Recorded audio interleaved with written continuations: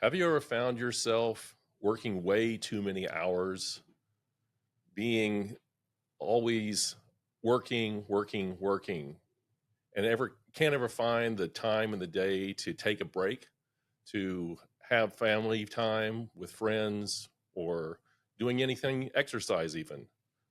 Well, today we're going to be talking to a person that is going to tell us a lot more about how to solve that problem in your life. And today we have with us Steve Napolitan. Thanks for Um, having me. yeah, um, you know, I'm always amazed at the things we are always doing to work, work, work, and always trying our best to get ahead, get ahead, get ahead, but never understanding that we need to take breaks sometimes, and we need to do a lot more for ourselves to benefit not only ourselves but also our families and our friends and everything like that. And so I was wondering if you could tell me a lot more about how to solve these kinds of things. You have a product or a service that you provide, and it's called More Business, More Life. Can you tell us a little bit more about that? Well, thank you, Chris. And I first want to thank you and the Wedding Association as well for putting this on. We're having an event which we'll talk more about, but more business, more life is near and dear to my heart because of what you just said. I'm a very passionate person, and at a young age, I became a workaholic. And it wasn't because, it was because I wanted to earn and take care of my family, but I also was very deeply passionate about my work. And I find this with a lot of entrepreneurs, business owners, leaders. We're making something better in the world. And so we believe we have to sacrifice our whole life to make that possible. And so More Business, More Life was created because I did that for way too long, more than a decade. And then I realized this is not, I'm a family man as well. And I also enjoy other things in my life. And I'm like, this doesn't work. So I had to redesign, and I got help. I got mentors, many mentors, much education. And I spent more than a decade creating More Business, More Life. So it's an and.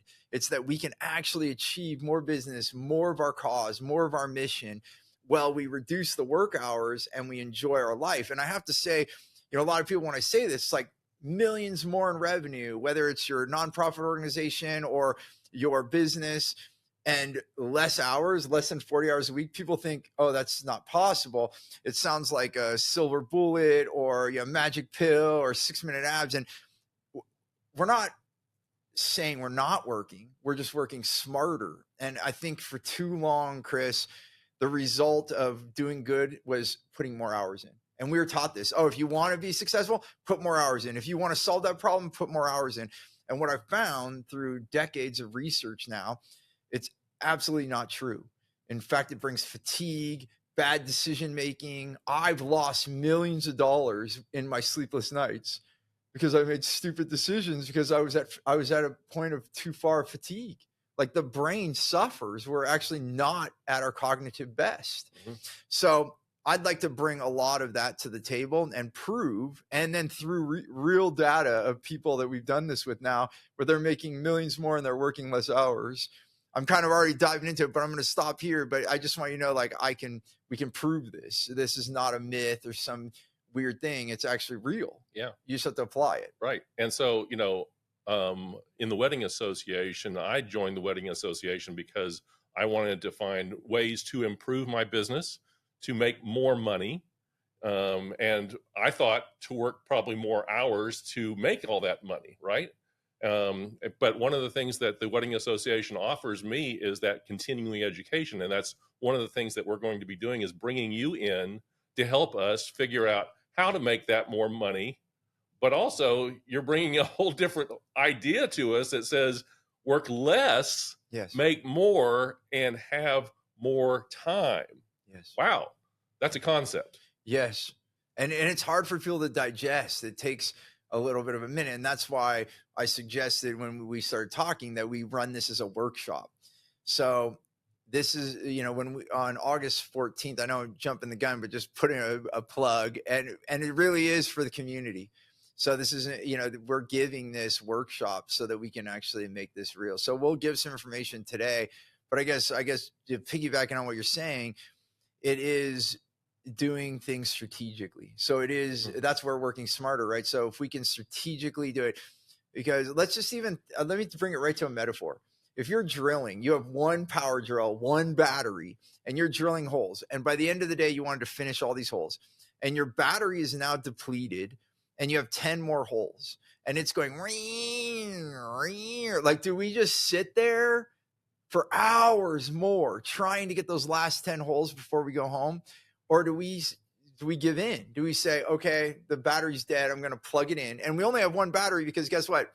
We only have one battery, us, right? So we stop, we plug in the drill, we go home. The next day, in seconds, we drill those 10 holes, right? And this is just, let that soak in. This is what we do to ourselves. We think, oh, I'm just going to keep plowing, but it would be better to retire, recover.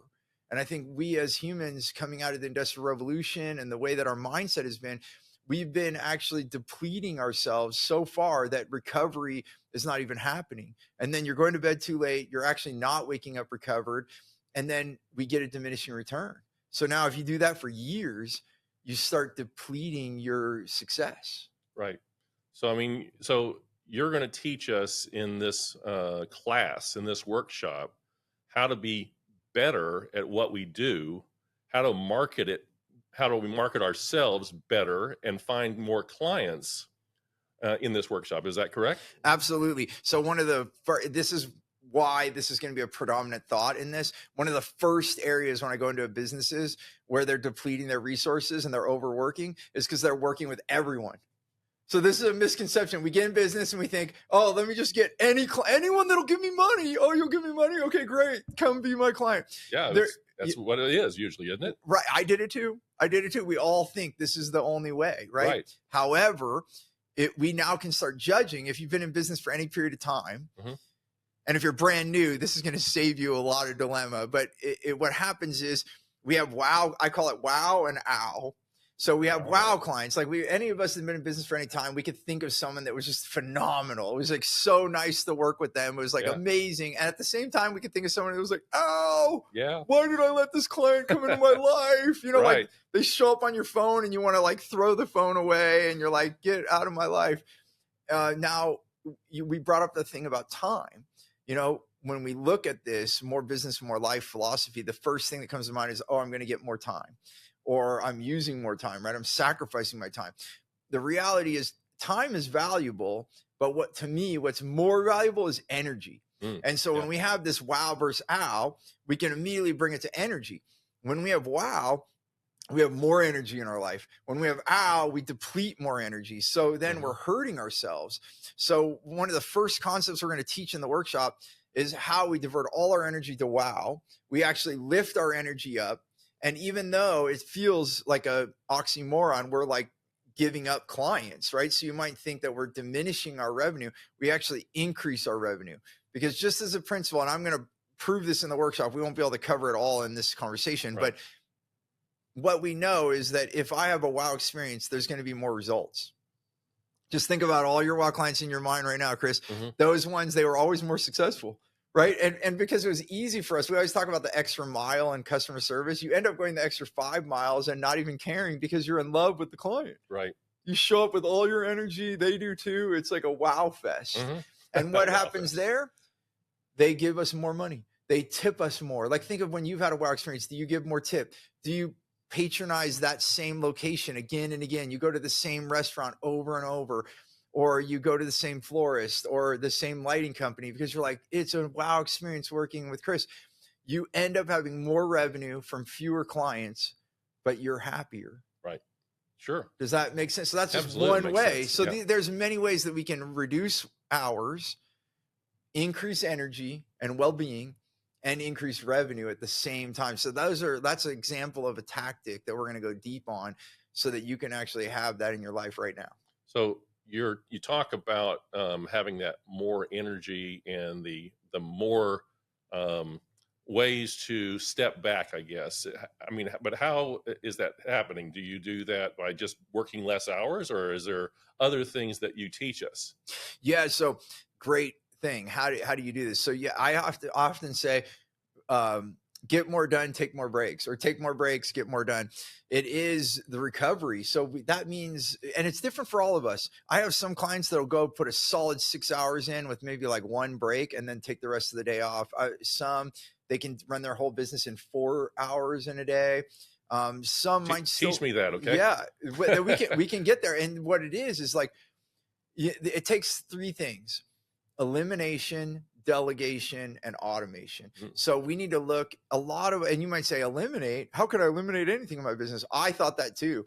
And as I started looking at my business, I was like, oh wait, why am I doing that? Why am I doing this thing? I always did it this way. And then you start realizing, wait, I don't need to do that anymore. So I did eliminate tasks. Then I learned to delegate. Now you might say, I don't have any employees. Some people might say, that's okay. There's contractors, there's vendors. And then now with today's technology, there's automation. You know, when I first got in business, you would literally have an assistant taking and minding your calendar. Now there's an app for that you literally feel can click and book an appointment with you, and it shows up on your calendar. And even I do have assistants now. I have executive assistants, but I don't have them dealing with that because that would waste their time. So they can work on something more meaningful for me. And an app, piece of technology, can take over my calendar. For some of them are free, or maybe $10. And now you've just eliminated a whole task off your calendar as an example, right? So what we do is we really start working smarter, and then we take more breaks. And when we take more breaks, we get smarter. And, you know, so it may mean, as an example, and we can dive wherever you want me to, Chris, but, you know, just taking a 5-minute walk around the block every 90 minutes, like just leave your office. Like the mind cycles every 90 minutes approximately. So like there's 2 cycles, 45 minutes each, but in 90 minutes to 2 hours, it's a good marker. We're all a little different, but I would say, just as an average, if you want to try it out, just notice about 90 minutes. So you can laser focus for 90 minutes and then take a short break, and then come back another 90 minutes, and then maybe a meal break. And then you could do 2. So you could do 2 of those in the morning and then 2 in the afternoon. But it's all trial and error, because there's not one set way for a human being. And then the last thing for right now is, you do want to stop working, and you want a reason to stop working. So there's a fun thing that we say plan your fun first. Like, plan something fun for the end of the workday. So you need to leave. So like sometimes I'll plan my piano lessons, or I'll make a date with my wife, or with one of my kids. I'll say, hey, you want to have dinner with dad?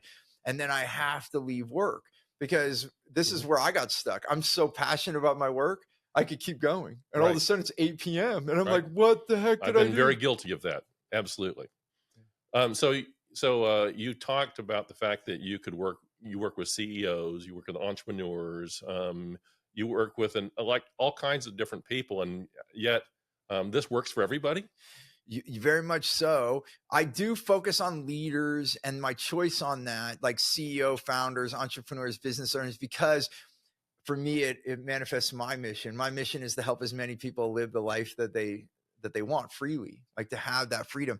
And when I work with a leader, I get to impact their whole structure, all their employees and all of that. So I do focus on leaders right now, because it makes the biggest ripple in the world. Because when I work with someone with 75 employees, I've been there, and I'll never forget this moment, Chris. One of their employees came and hugged me, and this guy, and he started having tears in his eyes, and he said, I never made over 100 grand. And now, because of this work that our company did with you, I do. And I bought a home for my family. And he gave me a huge hug. And so we're not just making CEOs millionaires, we're like changing the whole company. And that company makes millions more because it is a family. So there are leaders out there that just want to suck all the money out of their company and leave their employees with scraps. And they're actually having problems. And I refuse to work with some of them. I did a couple of years ago have someone, they went through my process and they wanted my help. And then it became very clear they only wanted to suck as much money out of the company. And I said, well, it's not going to work. And, you know, the thing is, these companies that work with, those leaders do make more money. They do become millionaires, but their team is also getting compensated amazingly, and they're in love with it. And then the profit. So there's a thing. When you put people and the planet first, profits follow. And historically now, there's so much data, like even a big one, Patagonia. They're $1 billion private company. Right. $1 billion. Like, this is unheard of. Like, for a company like that in textiles, they would have went public. They would have went on the stock market. They would have done that to raise capital. They didn't need to do it because they had such a cause that more people invested. So, so back to your question though, because I might have indirectly answered it. These techniques can affect all people, right? Because we're all active. And if we're stronger in our activity, we're working smarter in all activities. So you could do it in running your household, Right. you know, True. even just how do you clean your house? You could exhaust yourself and run depleted, or you can be very strategic how you, as an example with restaurants. When I've also consulted with restaurants, and one thing you want to do is keep it clean. Right. This is where your food is. You want the patrons to know. So what you would do is you would have a routine cleaning every day, and even multiple times a day. But then each day of the week, you would have a major cleaning. Like, we're going to clean the hoods on all in the kitchen, or we're going to clean all the windows and blinds on all the exterior windows. And you do that each day of the week, and you have 7, if you're open 7 days a week, you have 7 major cleaning things, but you do 1 a day. And then it's not a big task. Instead, because I've seen restaurants, they do a big cleaning every month, and they have their employees stay overnight. And or you hire, or the other way, you delegate this. You hire a cleaning crew and they clean it all every night, and then you leave. But if you don't have that, your employees could stay an extra hour after and clean the whole restaurant once a week. But you're doing a little bit each day, and we could do this in our house. Or even landscaping. I used to get sunburn in the spring doing my spring outdoor work, but then I hired a landscaper, and I learned this from him. He would do the lawn and all that trimming, and then he would pick like one hedge or one tree, and he would just trim that. So every time he came, he did one other extra activity, and then he never had like a huge project. Right. See, so these are simple things. They're super simple, but if we apply them, we can actually work smarter, not harder. Okay. Does that make sense? Sure. So I hear a lot of things about working with, companies and things like that, but can you go a little deeper into the fact that, I mean, a lot of us in the wedding association especially sell product or sell a service. So what's the difference on those kind of things? Can you actually help us increase our business in those ways? Absolutely. Well, because it's client based a lot of ways. So one, we're going to talk with wow clients. And so I guess this is where I'll say there's 2 major things. So if you don't have enough revenue, you don't have enough clients in your service based business or in a product based business, there's 2 major things that go wrong that we will cover in the workshop. Number one, we're working with the wrong person. Right? Like, it's just the wrong way, because so having our wow clients is the number one thing. And the second thing is we're saying the wrong thing. So if we do identify this is my wow client, but it's not working, then that means our language is off. So what we're going to do is, I always say, we find our wow client, we ask them what they want, then we give them what they want. That's how simple business is, right? That sounds simple. Yeah, we overcomplicate it. So what we're going to do is we're going to give techniques, one, in the workshop that we're going to have on August 14th. We're going to discover how to find your wow client. We're going to figure that. Then we're going to say, how do we ask the right questions so I'm saying the right thing, so that I don't have to convince or chase or hard sell anyone. It'll be like, so like, they're like, duh. You know, it's like, here's my wow client. Here's what we offer. We're saying the exact words. See, we get confused. The reason this doesn't work straight away a lot of times is because you and I are both speaking English on this recording today. We think that that's enough. I'm speaking English, you're speaking English, but it's not enough. We actually need to find the exact precise words that wow client wants, so that we're in deep rapport with them. And when we say those words in our marketing, in our verbal, when we answer the phone, as an example, can I give you a real life example? Sure, let's do it. Okay. So I was working with a chiropractor, and he was doing pretty well. He brought me in to discover how he could do better. So I asked him why he was in business, because that's an important thing. And he said, I can help people with all of their pains. He said, I've had grandparents that can't pick up their grandchild, Steve, and I fix their back, and they can bend over and pick up their grandchild, and like, so much passion. And I was like, oh, it's so beautiful. And then I said, can I talk to your patients? Because I need to hear their words, going back to the wow client. And then sounds so crazy, because I was shocked. We did the surveying but I don't call it surveys because people are sick of those. So we just questioned Right. the patients, and it came back on-time appointments. On-time appointments? That's exactly it. Yeah. So that if people said pain relief, it was not non-existent, Sure. but many people said on-time appointments. And I was like, wow, this is pretty shocking. I was not thinking I was going to hear that. I go back to the doctor, and he said, I told him what happened, and he said, he said, I'm shocked, but I'm not shocked, because he said, I hate waiting at the doctor's office. Yeah. Who does, right? Right. And Yeah. it happens all the time. You show up for your appointment, you wait 30 minutes, you go into the back room, wait another 30 minutes, and you might be an hour from the time of your appointment to see the doctor. Sure. So he made it a point to be as on time as possible. And I was like, wow, that's remarkable. And obviously your patients love it. Mm-hmm. And I said, what if we're always on time then? And he said, well, my patients would have to be in on that, because he said the only reason we're ever late is because the patients show up late. Right. So then we took this to the next step. Whenever their receptionist was booking appointments, they would say, like, if let's say I was talking to you, Chris, you're like, great, your appointment's 9:30 next Tuesday. How would you like to see the doctor at 9:30? Exactly. And they're like, we'd love that, the patient said. And so, great. We need one thing from you. And they're like, what's that? We need you to be on time.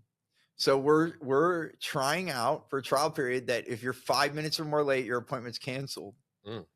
So now we're getting into that wow client thing. We're kind of forcing a rule. Like, if you're not willing to show up on time, then you're not our wow client. Right. And we said, but we're going to give an hour at the end of every day to move people. So if you know you're going to be late, call ahead. We'll move you. We'll try to do the same day if we can. We can't promise that, but we'll move you as quickly as we can. If you show up at 9:37, we have to turn you away.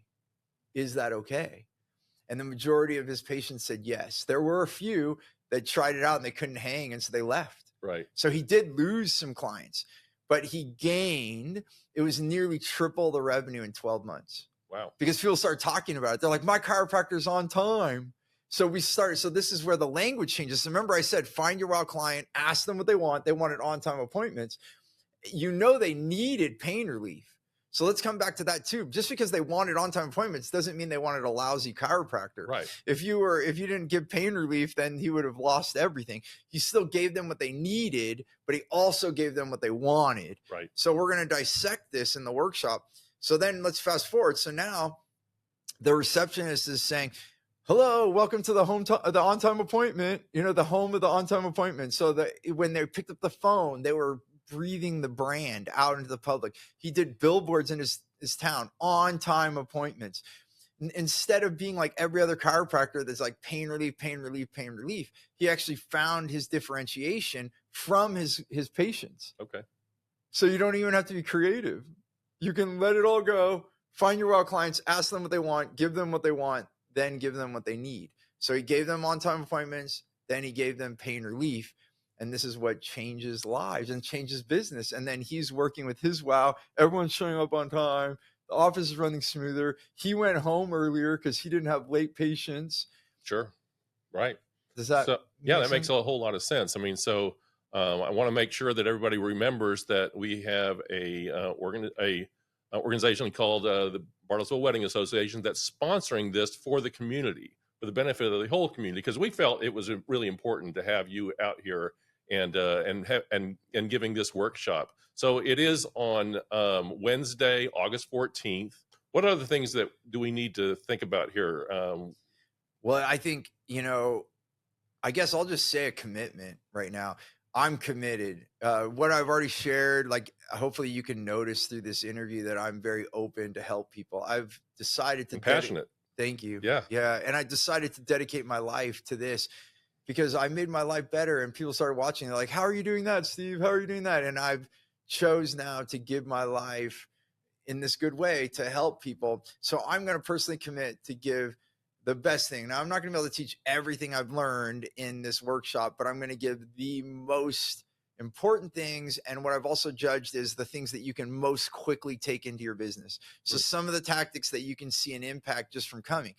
Now, what I always want to prompt is the audience's commitment, because I can give this, but the first commitment you need to make to yourself is to show up. If you don't show up, how can I help you? Right. And then when you show up, bring a notepad, bring something to write with, because you're going to want to take notes.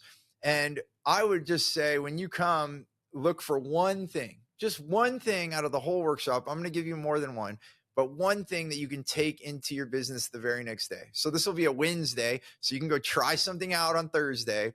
And that would be the best gift you can give back to me and the wedding association and our greater area. Because if more businesses are thriving in the Bartlesville area, we are all making our community better, and you're living a better life. Your clients are living a better life. Right. So this, by you committing to you, not to me, like, I don't, it's not going to, maybe indirectly it'll affect my life, but directly this is for you. And we're going to give this. So I would say, make a commitment, buy a ticket and show up.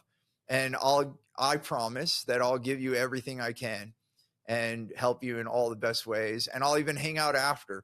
I blocked the rest of the night. So after the event, I'll hang out. If you want to hang out after and ask questions until the community center kicks us out, but I'll answer as many questions as I can and make sure you're off in a good way. So Steve, one of the concepts that I'm kind of wondering about is more business, more life. Do those really go together? I mean, more business, more life. I always thought these were separate. Well, I think for this many generations, now, I wouldn't say that many. Really, the Industrial Revolution is when most of this we can see in recorded history. It's the or. We say it's business or life. And, this comes back to the common thing, like, oh, if I want more money and wealth, I have to sacrifice my life and my family to have this. Or if you're like, no, I'm not going to do that. I want my family. I want to travel. I'm going to sacrifice my wealth. Right. And so we work less and you become like a vagabond or something. Right. And so this has been the theory. Yeah. And so, no, I am saying, and I'm not the only one on the planet, that you can have more business and more life. And it's because it's by design. So we often think, and this is the misconception, many people think, I'm going to go make money. And this is what we've been taught. Go make a ton of money. Then you're going to retire at some age and you're going to live the life you want. Right. What happens is we deplete all our energy. We probably abused our bodies. We probably are not in our healthiest shape. Then you retire at some age that you're not even actually enjoying the life that you worked so hard to have. And so for me, it's a misconception that we have to work first and then play later. I'm saying we want to integrate it. We want to be able to work and play in all decades of our life, in your 20s, in your 30s, in your 40s, because each decade is going to be different. Like, you and I are not going to do what we wanted to do in our 20s anymore. And it's just different. Right. And there's no wrong or right. It's just different. So prior to the Industrial Revolution, just to give one backing up, most people, they lived and worked integrated. Like, you would go to work and then you would go home and have lunch with your family, and then you'd go back to work. And it didn't matter if you were a blacksmith, a farmer, or if you were an intellectual at Cambridge studying something. Same thing happened. People took a siesta. They even took, guess what? They even took naps. Right. Naps. Mexico, I hear that all the time. Yeah, you go because some of those cultures have kept that, and it's not a laziness. And I'm studying this more and more now, some of the biggest intellectual minds, Nobel Prize winners, and some of the highest scientific minds, some of the highest literary minds, writers, people that are breaking in, inventors, they tend to work in spurts, 3 to 4 hour spurts, and then taking a break. And that break includes life. It might be playing piano. It might be climbing. It might be riding a horse, going on long walks. So for me, it's not about balance. That's another word that gets thrown out. Oh, the work-life balance. Right. It's actually about work-life integration, because we're living. We have this misconception that when you're at work, you're not living. And I was asked on a podcast once, they're like, are you a business coach or a life coach? And right away, I don't know, it just popped into me subconsciously. I said, well, I sure hope you don't die when you go to work. Right. It's still life. Yeah. And so it is going to take retraining, because for the past, I guess 120, 140 years, maybe even some will argue 150 years, because it was in the late 1800s that, we started, and maybe a lot of the 1800s, but it was really the 1900s into the 2000s that we've still been riding this wave of, you go to the factory and then you go home, and right. that is dying. Well, the factory is sometimes the office Yes. for a lot of us. So it's I mean, it's no different. I mean, if it wasn't for some employers that say you got to get out of here by 8 o'clock, or you got to get out of here by 5, 8 to 5, we might be just there all the time. Yeah. Yeah. So Because you're passionate about it. So again, there's nothing wrong about this, like that you're having that much passion, but we also need to live, because if you actually, so they've done studies on this too, where they take top scientists and they just work to the end, right? right, And then their health depletes. Some of them have even become alcoholics because they actually use substances or right, sleeping pills because they can't even calm down, right, to the ones that actually make more of a balance, like we're talking about, of integration, where they're doing both actively. They're actively resting and they're actively working. They actually have more longevity. They live. There was even a study I recently read, and I forget the woman's name. She didn't really work out until her 70s, but even I think she was like 73, she decided to start taking care of herself. And then she lived to 97. So that's another thing too. It doesn't matter if you're like, oh, I'm already in my 50s, it's too late. No, it's not. You can actually start living a better life. You can actually reverse your aging by doing these things. So you're going to live a better life. You're going to make more money hmm because I found, because I made better decisions. So I guess I'll close with this thought. When I was a complete workaholic, I was doing all the things opposite of what I teach now. And when I first did it, I did it because of necessity. I wanted to be a father. I saw quickly when my son was born that I was worse than my dad. And I grew up with an absent father. He worked. He was part of our family. It wasn't right, like he left our family. He worked. He was a workaholic to the point where he wasn't there to play ball with me. He wasn't there to do those things. He gave a lot. I'm very grateful. I never hmm went without food or clothing. I mean, I respect my father. I'm grateful for all that he gave us. hmm But there's still that child inside of me that wanted a dad. And so when I became a parent, I noticed I was doing the same thing my dad was. right, It is a systemic issue. And so I chose to be a dad. I chose to be there for my son, to be, and then now my daughters as I've hmm grown my family. And so through that, it was a decision. And the reason I bring all this up, I actually thought I would make less. I actually did think in that sacrifice, I said, you know what? I'm going to choose to make less money and I'm going to choose to be a dad. I'm going to choose to be a husband.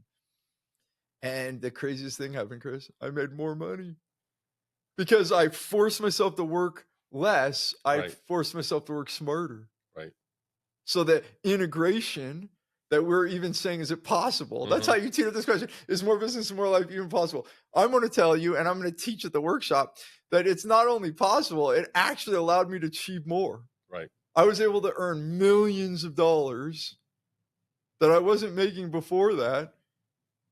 And I was able to have more time. Fantastic. Well, I think everybody wants to learn that kind of thing for sure. It's life changing. And there was a period of my time I didn't even think it existed. I was much like you. I was like, there's only one way: sacrifice. Yeah. Very good. I think there's a lot of people that could empathize with what you're saying, and I think that they will get a lot out of this. Well, I appreciate it. And thank you for putting on this workshop.